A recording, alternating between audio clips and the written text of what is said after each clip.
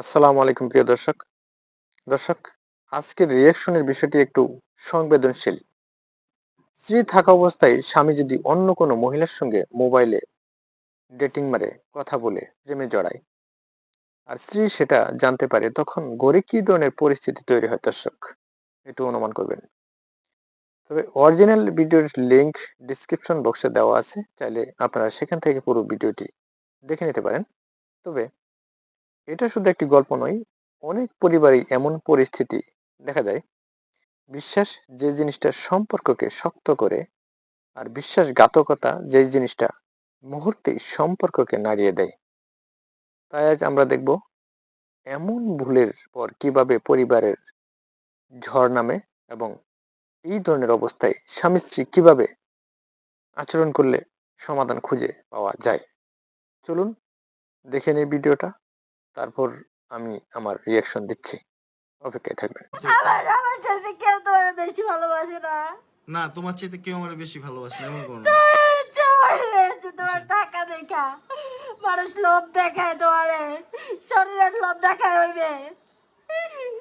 আমার চাইতে সুন্দরী করো কি লিগা? সরো দিকা। আবার মোবাইল ধরতাছো? বকা দিলা কি লিগা তুমি আমারে? তা বোকা দিমু না? তুমি ওই কোন মাইয়ার পেচাল বারবার কানের সামনে পাত্তাছো, কারণ কি?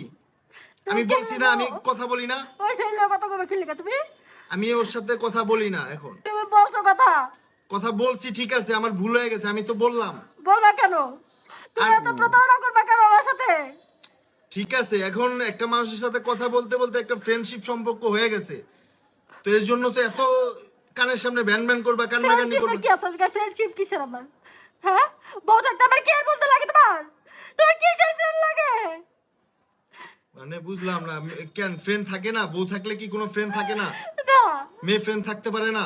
থাকবে না।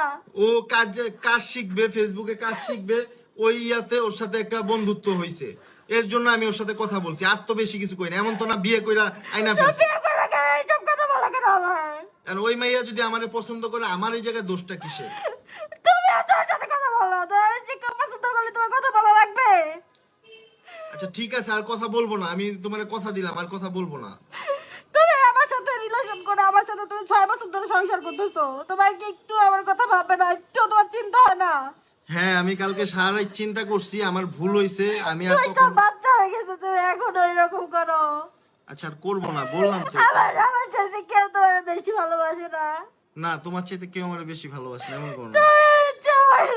তোমার টাকা দেখা মানুষ লোভ দেখায় তোমারে, শরীরের লোভ দেখায় হইবে। আমার চাইতে সুন্দরী, হ্যাঁ, আমার চাইতে ভালো হইবে। তুমি যে ওই দিন যে কথা বলছো, আমি ভয়েস রেকর্ড পর্যন্ত পাইছি, আমি রেকর্ডিং সিস্টেম চালু করে রাখছিলাম। আচ্ছা ঠিক আছে, আমার ভুল হয়েছে, একটা মানুষ ভুল করার পরে এখানে আর কোনো কথা আছে? আমি তো বলছি আমার ভুল হয়েছে। আমার কোনো কিছু তোমার সাথে কথা বলার ইচ্ছা নাই। এমন করো না। আমার জীবনটা শেষ হয়ে গেছে।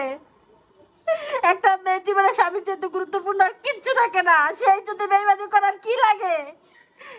জীবন নষ্ট হইতে আর কিছু লাগে না। ঠিক আছে, আমি আর ওর সাথে কথা বলবো না, ওরে আমি ব্লক লিস্টে ফেলাই দিছি। তুমিও ওরে আর ফোন দিবা না। মানুষের তোমার জীবনে কি দরকার ছিল? সবচাইতে বড় স্বপ্ন স্বামীর সাথে সংসার, সুখে থাকা, ভালো থাকা। আর ওই জায়গায় যদি অশান্তি থাকে, ওই সব জায়গায় থাকা যায় না। আমার তো রাগ হইছে, তুমি বারবার ওর সাথে কথা বইলা ভিডিও কইরা ফেসবুকে ছাড়ছো, এর জন্য আমার আরো বেশি রাগ হইছে।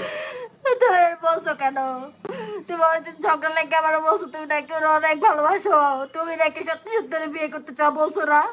বলছি ওটা তো তোমার রাগানোর জন্য, তুমি কানের সামনে ভ্যান ভ্যান করতেছিলা, তুমি এর জন্য। একটু আগেও তো বললা। জিদ্দের মাথায় বলছি। একটু আগেও বলছো তুমি।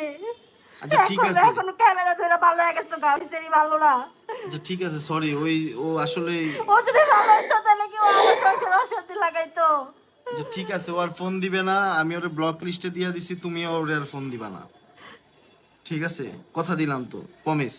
তোমার প্রমিস লাগবে না। এই যে তোমার ছুঁয়া এগুলা প্রমিস, বেইমানি, আমি তোমার সব ছুঁয়া ভালো করে প্রমিস জানি। করতেছি, না। তোমার সত্যি ছুঁয়া বলতাছি না সুমি। তুমি আমারে ভালোবাসলে এই যে এরকম আমার কথা শুনবা। সরি বলছি তো, হইছে। আর শুনবা না। আর যদি কখনো এরকম হয় ওর সাথে আমি কথা বলি, তারপর তুমি লাইভে আইসা, ফেসবুকে আইসা যা ইচ্ছা তা কইরো, ঠিক আছে? আমি তোমার কিচ্ছু বলবো না, কিন্তু ওই ভিডিওগুলো ডিলিট করে দিবা। না, কেন ওই ভিডিও ডিলিট করবো? না ওই ভিডিওগুলো ডিলিট কেন করবো। ওই ভিডিও ডিলিট করবো? কোনো ভিডিও ডিলিট হবে না। আচ্ছা ঠিক আছে। যা করছো সব এই মানুষ জানে। প্রিয় দর্শক, ভিডিওটা দেখলাম এবং একটা জিনিস স্পষ্ট সেখানে, বিয়ে মানে শুধু একসঙ্গে থাকা নয়, একসঙ্গে বসবাস করা নয়, একে অপরকে সম্মান করা, মূল্য দেওয়া এবং বিশ্বাসটা ধরে রাখা। স্বামী যদি লুকিয়ে অন্য কারোর সঙ্গে প্রেমে জড়িয়ে পড়ে, স্ত্রী সেটা জানলেও যে কোনো ঘরে ঝড় উঠবেই, এটা স্বাভাবিক। কিন্তু সবচেয়ে গুরুত্বপূর্ণ বিষয় হলো ধূস ধরার পর ঝগড়া নয়, বরং সমস্যার পথ খুঁজে বের করা এবং সমস্যার পথ খুঁজে বের করে সমস্যাটা সমাধান করতে হবে। সম্পর্ক যদি দূরত্ব থেকে থাকে সেটা মিটিয়ে নেওয়ার চেষ্টা করা, কারণ একটি ভুল যদি স্বীকার করা যায় তাহলে সম্পর্ক আবার নতুন করে শুরু হতে পারে। আপনারা কমেন্ট করে জানাতে পারেন এই বিষয়ে আপনাদের মতামত কি। আরো এমন রিয়াকশন কন্টেন্ট পেতে চ্যানেলটি সাবস্ক্রাইব করে পাশে থাকুন। ধন্যবাদ সবাইকে। ভালো থাকুন, সুস্থ থাকুন। আসসালামু আলাইকুম।